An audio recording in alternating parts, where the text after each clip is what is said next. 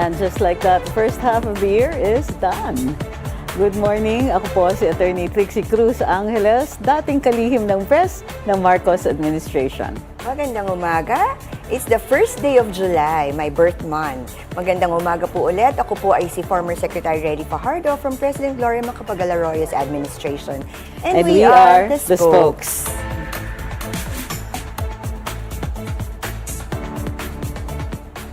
From the palace halls then to our group chats now.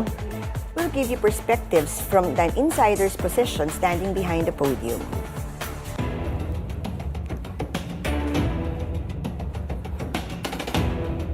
The Ombudsman has confirmed that former DPWH Secretary Manuel Bonoan will become state witness to build a stronger case against former House Speaker Martin Romualdez.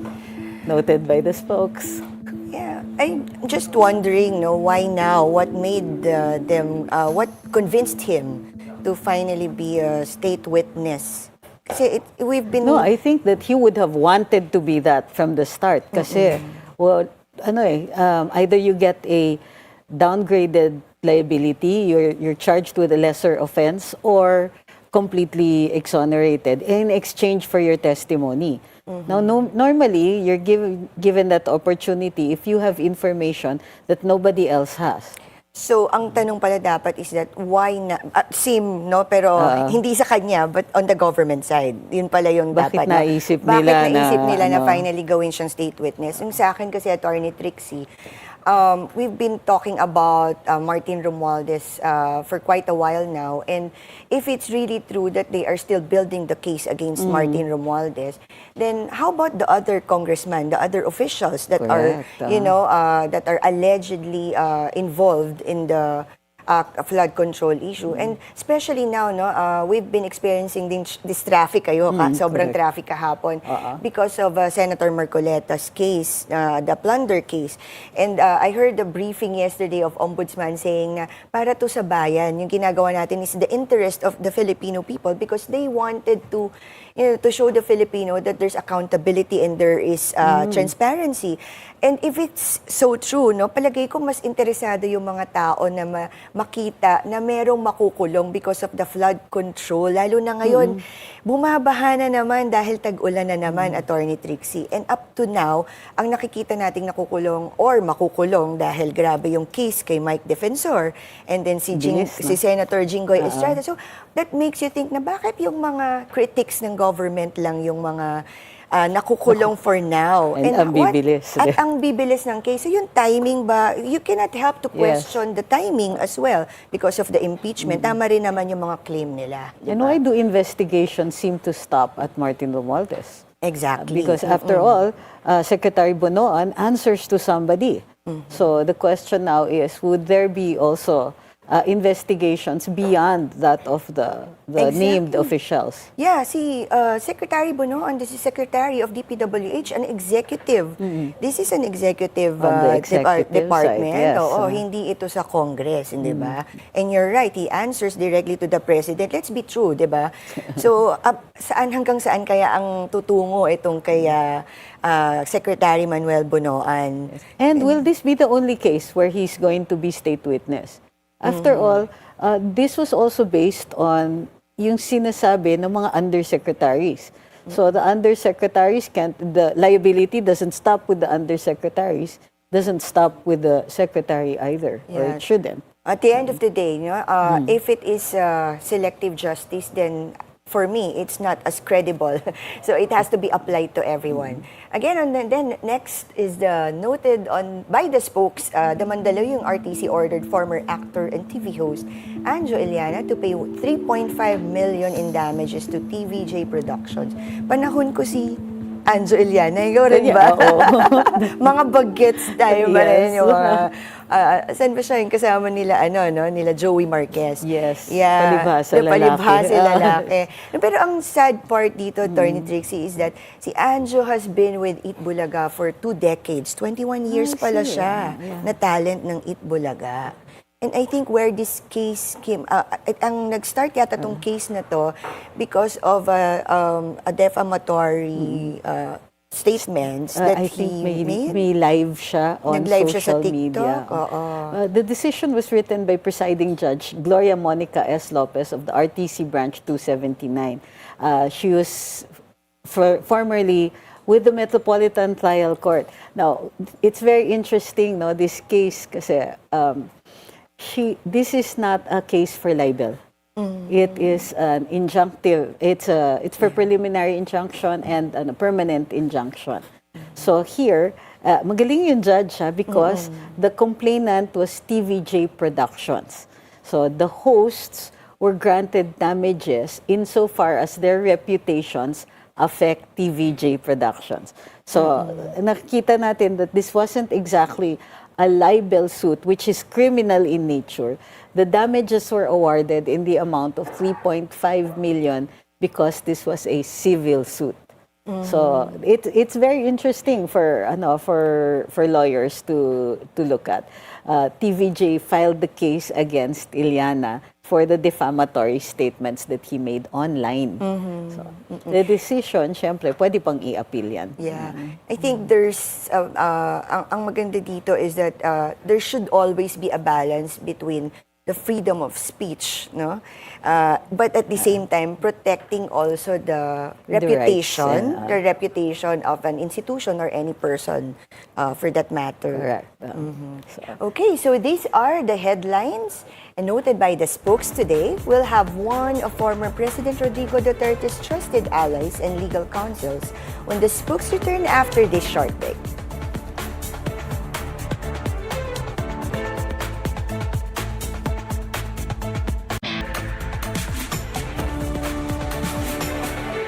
He has stood beside former President Duterte through political triumphs and his greatest legal challenge.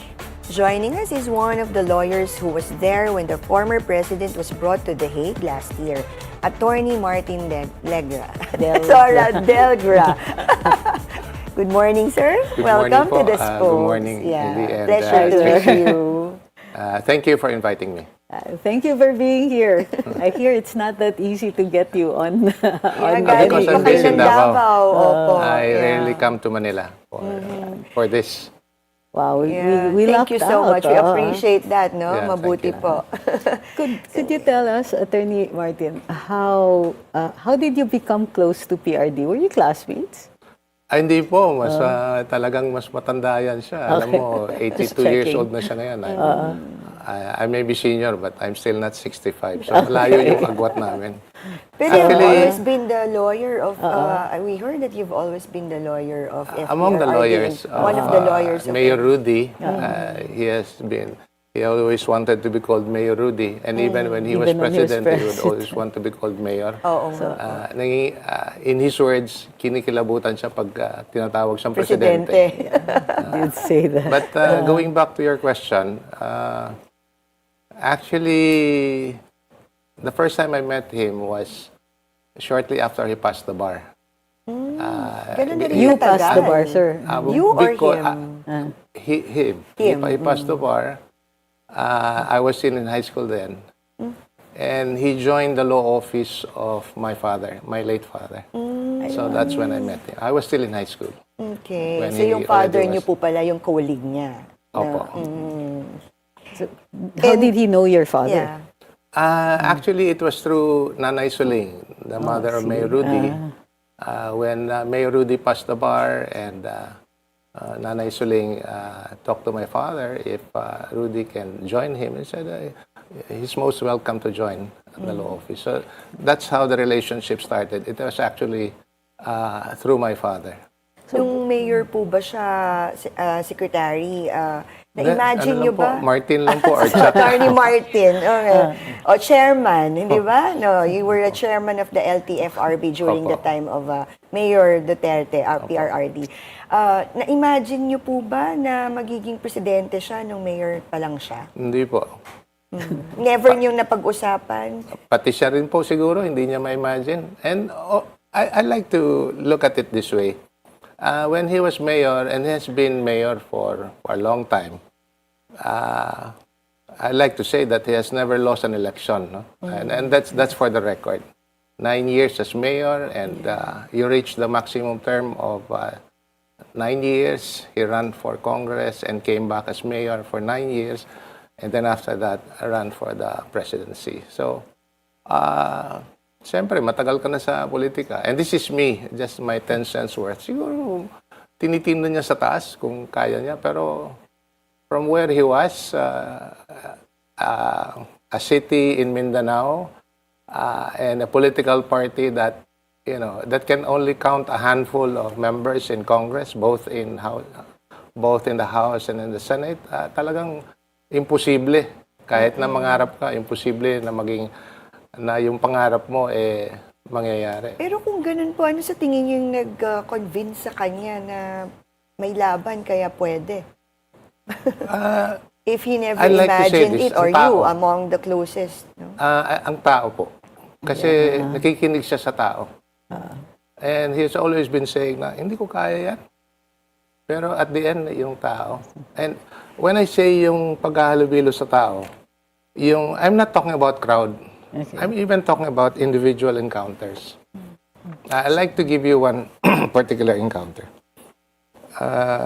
In a hotel in Davao, and there was, maugong na yung pagpapatakbo niya, and he keeps on saying no. He has been saying no on every time it was people mentioned, asking him to run for the president. And there was this particular encounter of an old woman who came to him, almost knelt, begging for him to run. Bakit? Kasi meron siyang relative, I think, apo or anak, who was into drugs. Na talagang, it's something personal. So, all those encounters kind of make up the whole narrative of why, at the end of the day, despite having to say no, he said yes. Were you with him when he won? When he heard the news about winning, and what did he do first? I was actually part of the legal team. So yes, of the former president, the part election of the legal team, team in the canvassing. So I'm one of the election lawyers of the former president. So we knew then, kasi automated election yan in 2016. Towards midnight, alam na namin na mukhang siya na. Kasi malayo na talaga yung agwat sa second placer. And siguro pati siya,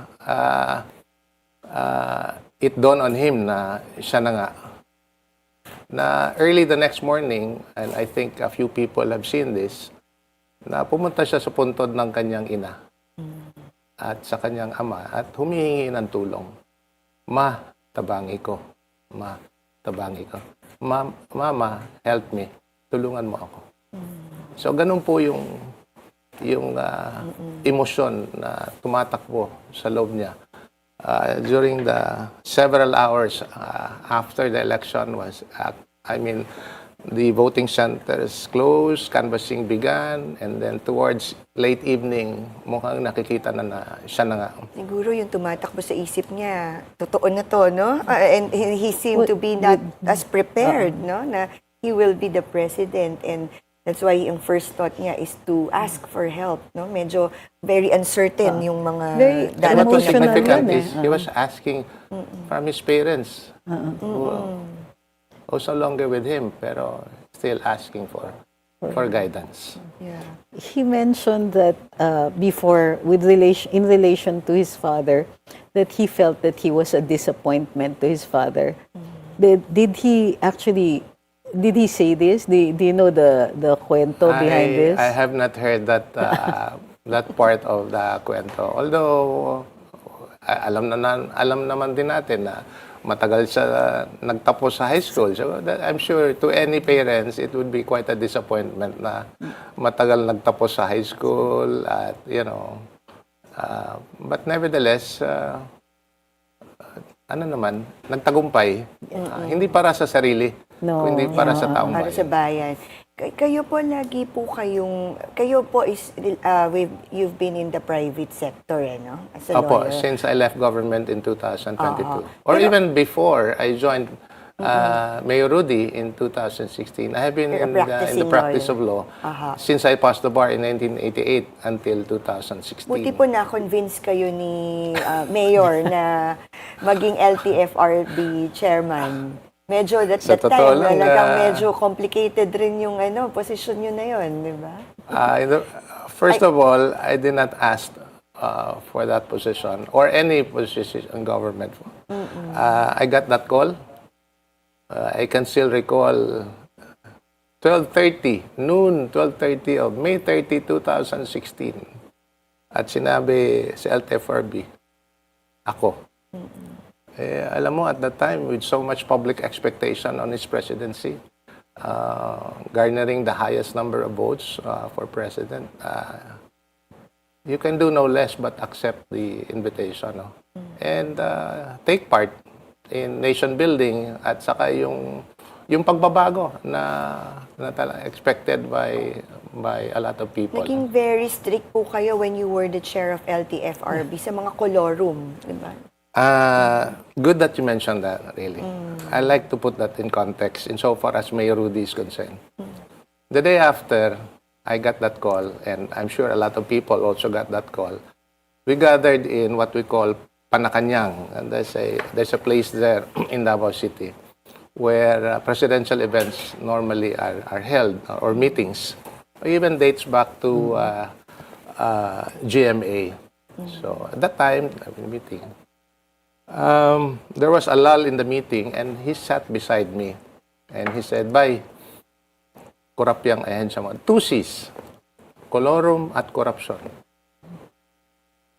So those were the marching orders.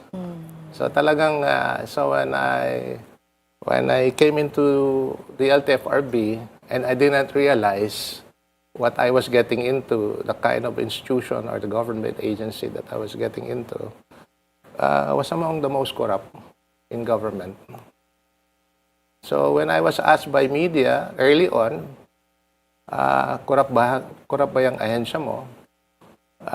Perhaps any head of agency would probably try to sugarcoat or try to temper down the perception or reputation of the agency. Sabi ko, corrupt. Siyempre, nagulat yun, nagtanong. Sabi ko, this is how we look at it. We need to recognize that there's a problem. If you don't recognize that there's a problem, you'll never be able to solve that problem. And that problem, it's as basic, as prevalent, as comprehensive as what the government, and for that matter, Mayor Rudy have told me specifically. So, yun po ang ginawa natin. We tried, but we were able to bring down the level of corruption way below that even I would not be able to imagine. Hindi lang po ako, the whole government approach, and I like to think, and I'd like to go back to Mayor Rudy in this case. Marami po tayong natatamaan dito. But I like to say this for the record. I never got a call from him in my 6 years as chairman of LTFRB.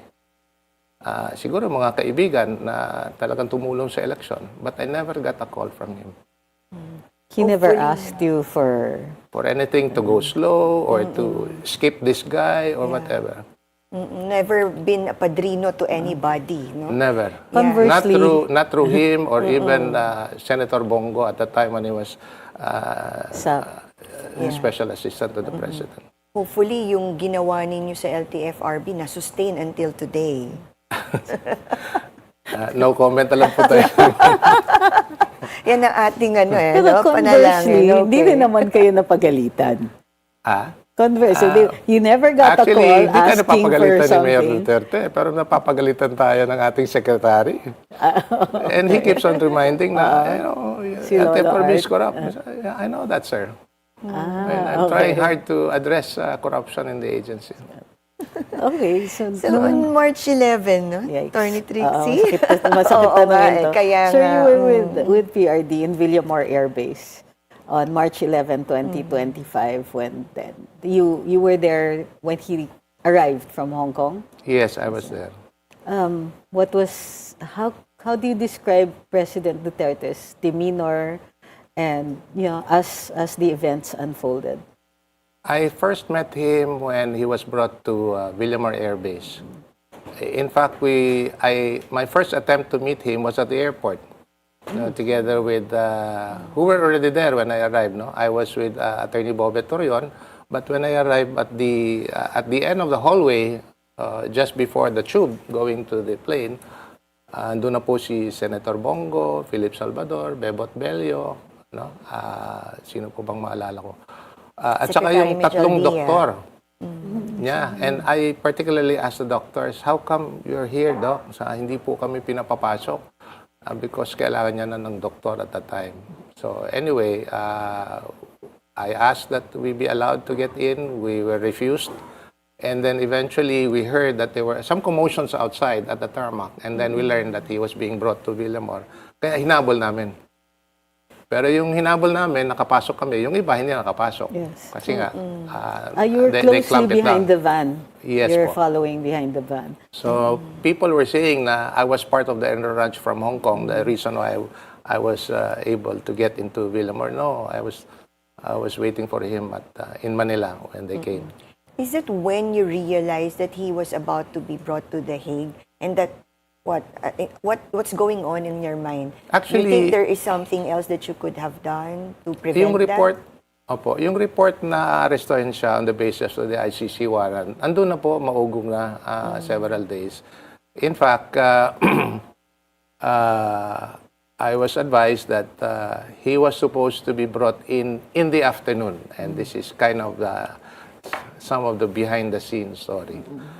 The original schedule was in the afternoon, and when they met at the night before in Hong Kong, how they would be able to plan coming home, and Mayor Rudy really was firm in his decision to come back. So, paano ito? So one of the changes that happened was they moved the flight in the morning. Why is that? So that kung merong mang pag-aresto na mangyayari pagdating, we would still be able to go to court. No? For whatever reason, we would be able to file any pleading that we need to file, post bail or whatever.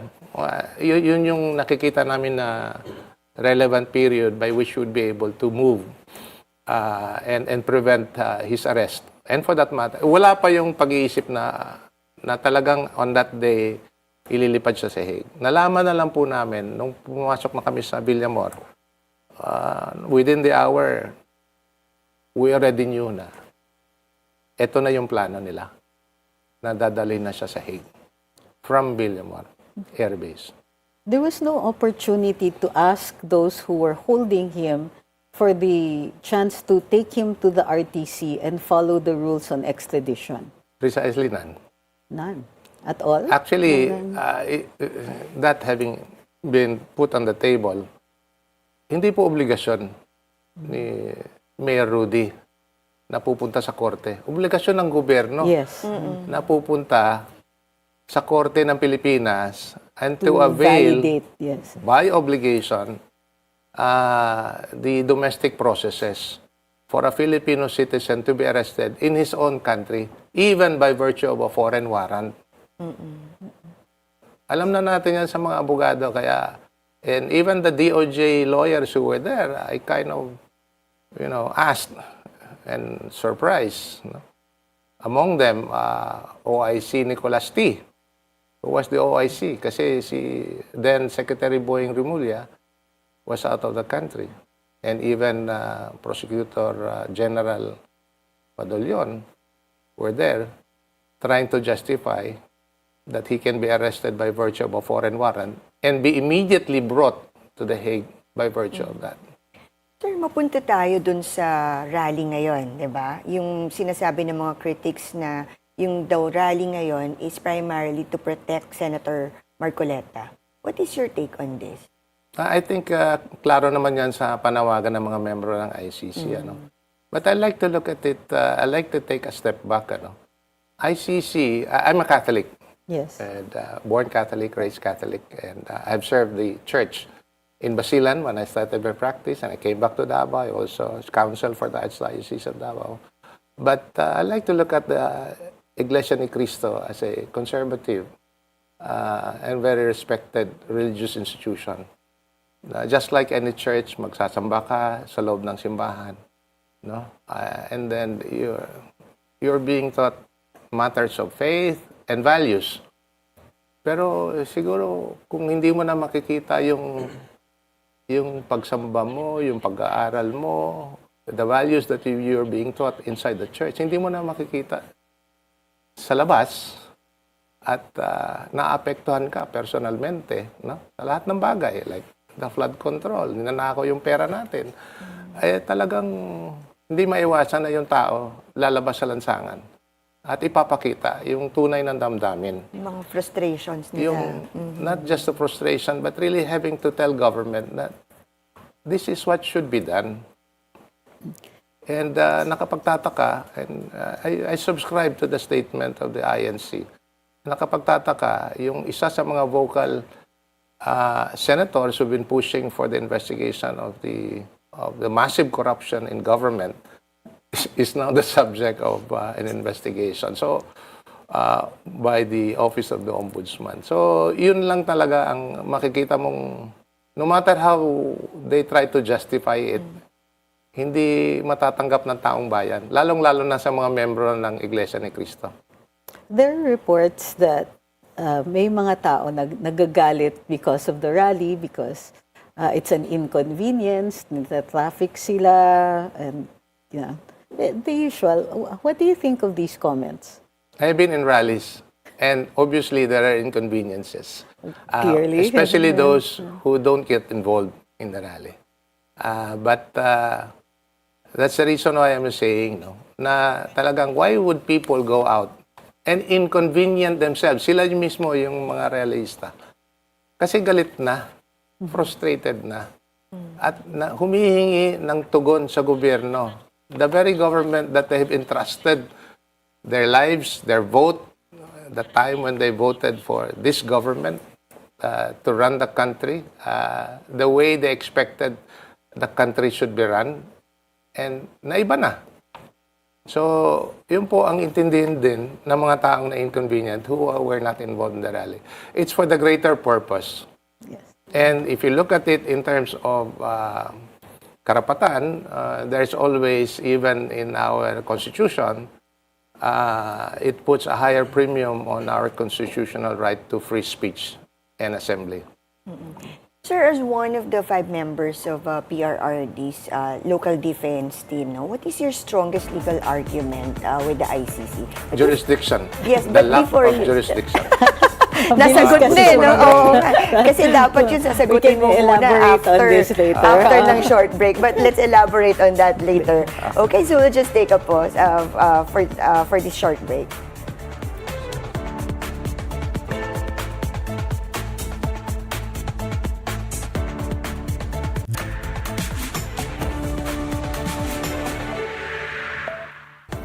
And the spokes is back, still with Attorney Martin Delgra. Before we go into the hanging question, meron tayong mga questions from our live viewers. From Jel. Attorney Martin, punta ba daw kayo sa EDSA rally? As I was telling you earlier, after this, balik na po kami ng Davao. Ay, right away. Kaya Okay. na lang. So, right. We just took the opportunity of your invitation to come. Thank you very much. Oh, grabe. Masikip pala yung schedule ninyo. So, thank you very much for Thank making you. time for us. And then another from our viewer Marshall, do you agree that FPRRD is more charismatic than VP Inday Sara? Ang hirap namang tanong nun. Ang hirap Ang hirap naman Ang talaga. hirap And, naman. you know, But- any person for that matter have their own individual charisma.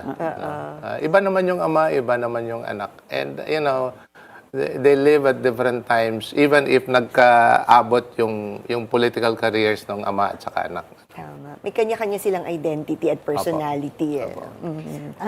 Another question from our YouTubers. Why do you think that Senator Bongo is very quiet on some political issues? I cannot speak for Senator Bongo kasi I would not know. I have not talked to him for Alright. quite some time right now. Okay. Pero So, alam mo, si Senator Bongo talagang ever since naman medyo Tahimik few talaga words, siya. Hindi talaga masyadong nagsasalita. At kung magsasalita man, magsasabi na serbisyo lang po ang Exactly. tugon. Ambisyon. Yun talaga Ambisyon, ang ambisyon pabalik-balik. At hindi lang po sa salita yan. Talagang of course. ginagawa niya yung pagsaserbisyo sa tao. So back to the hanging question kanina. Jurisdiction is the strongest legal defense of PRD. Could you elaborate on this? Okay, I like to put that in context. Even if the issue of jurisdiction has been raised at the pre-trial and then was denied and was later on appealed before the appeals chamber, it was again denied. No, it doesn't mean, however, that even if you would have already accepted the decision, respected the decision denying the issue on jurisdiction, it doesn't mean that you will not continue opposing the case on the basis of the lack of jurisdiction. Kasi sa lahat ng bagay naman, when you talk about cases in court, and it's very basic in law, na bago ililitis kahit na anong kaso sa korte, the court will have to ask himself or herself, may jurisdiction ba ako to try the case? And why do we say there is lack of jurisdiction? The narrative has been there. We have left the ICC more than 7 years ago. The investigation that took place, even in the records of the resolution of the pre-trial chamber and the appeals chamber, are saying that the investigation took place. The request for an investigation took place as early as February 2021. Okay, that's more than 2 years after the withdrawal. The approval to conduct the investigation in the Philippines was sometime September 2021. The conduct of investigation was 2022, 23, if I'm not mistaken. So, yun po ang nangyari even after that. And by the rules of the ICC, sinasabi nila na you cannot be investigated if you're not a member. No? So, they're actually taking the exception to justify, to continue keeping former president in detention and keeping the case in order to try him there. You know, we have another question from one of our viewers, Baku. Sabi niya, 5 to 8 years ang ICC process. Ano pong tingin ninyo dito? Kasi especially with the age of the president, no? Of That's my Mayor. concern, and that's our concern. Kasi he's old, obviously unwell, 82 years old.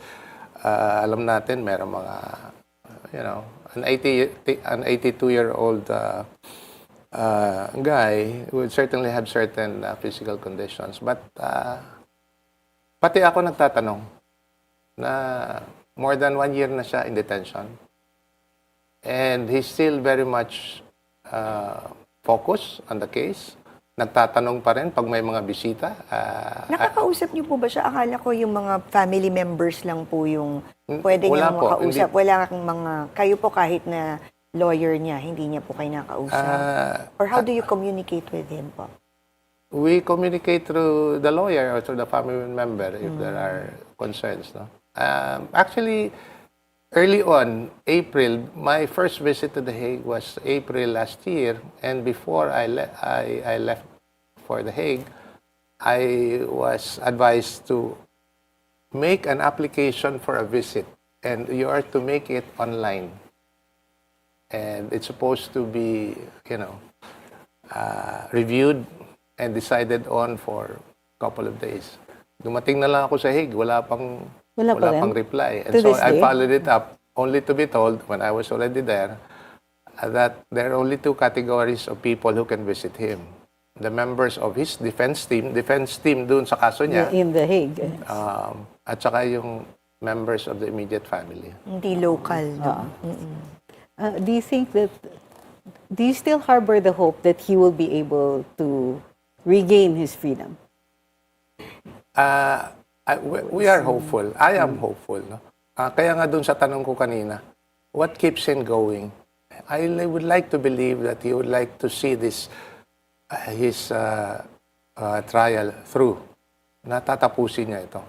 And yun ang pangarap namin na matapos ito ng maaga at babalik na siya rito. alive and well to his people. Ano naman po yung tingin ninyo dun sa sinasabi rin ng mga kritiko na ito pong rally ng INC is their last-ditch effort to stop the impeachment trial of VP Sara? There is no direct correlation. I think it's more directly in support of Senator Marcoleta.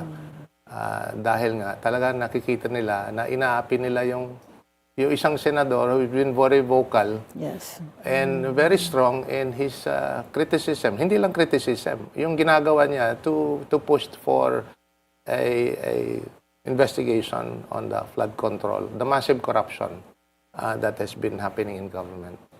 If VP Sara, when or if VP Sara, no, it's if or when, if and when, VP Sara becomes president in 2028, can she realistically bring PRD home, or can she at least level the playing field? I would like to think so. Because ang pananaw ko ito, then the government can make official representation with the ICC and probably correct the wrong narrative that this current government made to the ICC. There was no referral to the local court, di ba? Meron yung always the controversial Article 59 of the Rome Statute. Hindi po nagawa yan dito. Siguro pwedeng na officially the government of the Philippines, if and when meron tayong bagong gobyerno, sympathetic to the former president, na talagang magsasabi na nagkamali po kaming dalhin yung dating Pangulo namin. Pwede bang ibalik na lang namin doon sa Pilipinas? Nakakausap niyo po ba? Sir, nakakausap niyo po si VP Sara? Yeah, once in a while. Hindi naman You talk to nakakausap her once in a about, while. you discuss with her about the case of the mayor? About the ICC. We don't. What about other cases? For example, he does have pending, the children have filed pending habeas corpus cases. Opo, but I'm not one of the lawyers of any of the petitions. But we are counsel for the main petition for certiorari provision. The petition we filed on the day he was brought to the Hague, hoping that because that petition carried a ancillary prayer for temporary restraining order. However, hindi tayo napalaran na the Supreme Court would issue one. So, natuluyang dalhin si former President sa Hague. Are you close to, kanino po kayo pinakamalapit dun sa mga abogado ni FPRRD, 5 of you? Do you constantly meet to discuss the case? May still? chat group kami. Si ES Bingbong Vildaldea, everyday, Bebot Bello, sila Fred Lim, yun po yung So, are you close to VP? Ano po? Are you close to the VP? I mean, you do get to talk we to her talk to once each in a while, other yes. about a number of things. In fact, ganito po yan. In fact, when he ran for mayor, di ba? And he said, after one term, he did not run for re-election. So she went back to private practice. And there was one case where we were collaborating counsel. So, how do you feel about the impeachment of the Vice President? The proceedings now in the Senate? it's a political proceeding, first and foremost. The judicial, the excuse, if I may, to advance a judicial perspective of the case is simply to justify the political proceeding. Kasi alam naman din natin na any impeachment case, it doesn't have to be VP Sara. It's always political. It emanates from a political institution, the House of Representatives. No matter how you try to justify that it is about, the Constitution, which obviously you have to find legal and constitutional basis to push an impeachment complaint. What's really pushing it is the political pressure that is being exerted to push that complaint forward. Kahit na sino, alam na natin yung nakaraan. But nevertheless, do you think na dapat maging transparent pa rin si VP Sara dun sa confidential fund? Na once and for all, she can answer to that already. And this She is an has been. opportunity. This is an opportunity for her. I have been reading a lot of reports, and she has been. And the first disclosure that anyone in government has to do, insofar as public funds is concerned, sa COA. Ginawa na po niya yan sa COA.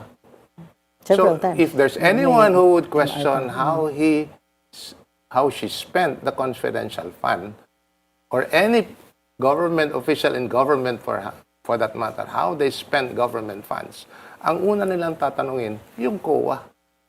Yun nga sinasabi ni VP Sara nung una pa eh. Tanungin nyo na lang yung pinagdala namin ng dokumento sa COA. I just wonder, yung bang LTFRB may confidential fund rin ba dyan? Actually, meron pagpasok ko. So, ibig pero sabihin, yung pagpasok ko, hindi lang no. talaga kay VP, no? Almost all the agencies have confidential funds, right? Maybe, kasi nung pati yung mother agency po ng DOTR, no? Yes, May confidential fund din. You said pagpasok nyo, pero pag alis nyo, wala na. Hindi, tinanggal ko the following year when kasi kami yung magpo-propose, kung ano yung budget na kailangan ng ahensya. The following year, when we already had the chance to propose the budget for the following year, pinatanggal ko na yung confidential fund ng LTFRB. If you get a chance to talk to PRD, if you were watching it today, what would you tell him? Hang in there. Because yung taong bayan po nasa likod niya. And he keeps on asking that, no, through yung mga nagbibisita sa kanya. Yan ang nagbibigay lakas sa kanya. Na talagang yung suporta ng taong bayan has always been there even after he left office. I think nasa tao yan eh. Nasa tao yan. At the time when I mentioned about the unbroken record of winning elections, no, when he entered into office. It's not really about having to run and win elections. Run government, run for office, and it's really about how you govern and how you. When I talk about governance, it's really about interaction, human interaction. Yun ang importante doon. At nakikita nila. They can fully relate who he was and still is. And obviously, yun ang nakikita na hanggang ngayon. He has always been like that, no? Na very personal siya talaga. No? Na malapit talaga siya sa tao. So, he looks at people as an individual person na mahalaga bawat isa. Di ba? Nakita naman yan nung mayor pa siya. Nasunugan, he stayed there for 4 hours. Not for photo ops. And he also doesn't want to be the first person there. Kasi alam mo kung bakit? Masisira yung trabaho ng bumbero pag nandun yung mayor. That's true. Nang humupa na yung Even as sunog, president. dyan na siya papasok on what the people needs in terms. Yun yung mga ganong, and he has been, that's a constant insofar as his style of governance is Sincerity. concerned. Yes. This is the portion of our program where we ask tough questions. So, first tough question. If President Duterte was acquitted by the ICC tomorrow, who do you think should apologize first? The person who brought him there, President BBM, and the people who helped bring him there, including now Ombudsman Boying Rimulya, and General Torre, among others. If the ICC ultimately convicts President Duterte, will you accept that the verdict was legitimate? No, because we have always been consistent, and it's not only us lawyers who have been saying this. Siya na mismo nagsasabi, walang jurisdiction ang ICC. So, pinagpipilitan ng ICC na may jurisdiction sila. Siyempre. Of course, they will Pero try. tama po kayo, syempre. Buti sana if they invoke the general rule. Yan. They're trying to stretch the argument that it falls under the exception. Kaya pwede pa naming dinggin yung kaso dito at manatili siya sa detention dito sa Hague. That's really the whole problem here insofar as the case is concerned. So really the lack of jurisdiction is the one at stake. Fearless forecast. Will VP Sara, political or otherwise, will VP Sara win her impeachment trial? Win? Win. Yes. Because? Why do you think so? Because? Ano po? Why do you think Why? so? Apart from the surveys. Let's look at it this way. When you mention about survey, that's reflective of the people's sentiments. And VP Sara, much like her father, babad sa baba. Nakikilala ng tao. At saka yung tao, nakikilala yung si VP Sara. So makita mo sa lahat ng, and these are not AI generated. These are social posts of common tao, how she is being treated. So yung survey po is but a consequence of how people look at her. And kahit na yung sa kabilang dako, ang nagsasabi sila, the person to beat in the next election is still VP Sara. At the end of the day, no, sir, mararamdaman ng tao kung ano talaga yung Opo. totoo. That's what you're saying. And that's what a lot of people think. Where is the biggest battle for the Dutertes right now? The ICC, the Senate, or in Philippine politics? Yung Senate kasi is a hurdle. No? Yes. It's a challenge, which is actually the one up front now. No? But the biggest challenge really is if and when the VP Sara becomes president, it's the mess that she's going to inherit. Ouch. On that note. Baka hindi And maganda. how she's going to resolve it. Yeah, that's the challenge That's talaga. true, How she's going to do this. Plus, with every passing day, it seems it gets bigger and bigger. The pit gets bigger and bigger. Final words to the audience, Atty. Delga. I always keep saying, please continue to pray and support Mayor Rudy. He has been there, but he's hanging on. But I like to believe that with the support of a lot of people, not just in the Philippines, but all across the world, he will see this. He will see this through, and he will be able to, in God's own time, he will be able to come back. Hopefully, alive and well. Thank you. Thank you very much, Atty. Thank you, attorney. Starting July 6, televiewers from Bataan, Zambales, Pampanga, and Tarlac can watch the delayed telecast of the spokes at CLTV from Monday to Friday, 5 to 6 p.m. I used to have a show at CLTV. I'm happy to hear this. Yan. So mga kababayan ko po sa Nueva Ecija, mapapanood nyo na po kami dyan through CLTV. So panalangin po laging natin ay sana umiral ang pagmamahal at malasakit sa bayan at ang takot sa Diyos. Ako po si former spokesperson Relly Fajardo. At ako ang dating kalihim ng press, Atty. Trixie Cruz-Angeles. And we are the Spokes.